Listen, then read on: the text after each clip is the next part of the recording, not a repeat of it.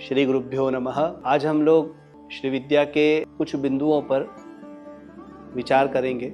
श्री विद्या हमारे धर्मशास्त्रानुसार एक महत्वपूर्ण विद्या मानी जाती है। श्री विद्या भोगदायिनी और मोक्षदायिनी विद्या है।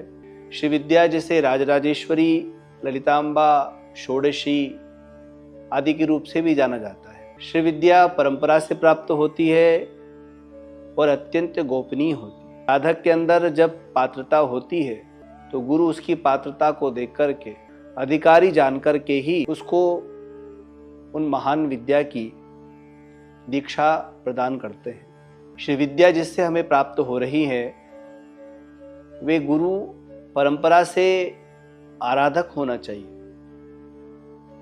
क्योंकि श्री विद्या अत्यंत गोपनीय और पवित्र विद्या है। जब हम भगवती राजराजेश्वरी श्री विद्या की आराधना के क्रम में उतरते हैं तो पहले हमें गुरु भगवती का शरणागत मंत्र देते हैं।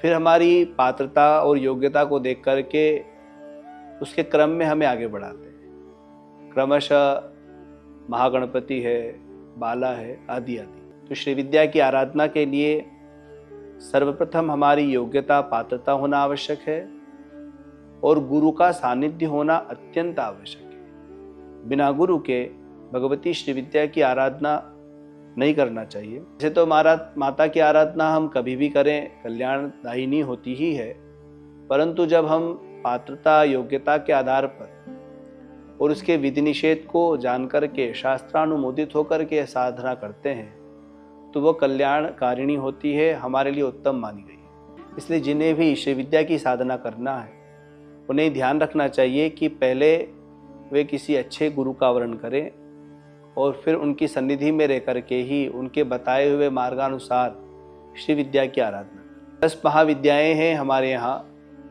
काली, तारा, षोडशी, भुवनेश्वरी, छिन्नमस्ता, त्रिपुर भैरवी, धूमावती, बगला, मातंगी और कमला। सबकी दीक्षाएं गुरु की सन्निधि में होकर के होती है और इन सभी महाविद्याओं की दीक्षा होने के बाद ही इन विद्याओं की आराधना करनी चाहिए, क्योंकि सभी 10 महाविद्याओं के 10 गणपति है, भैरव है और उनके कई अंग क्रम है जिन्हें साधकों को करना आवश्यक होता है और वो गुरु की सन्निधि में ही हम कर सकते हैं। इसलिए इन बातों का विशेष ध्यान रखें।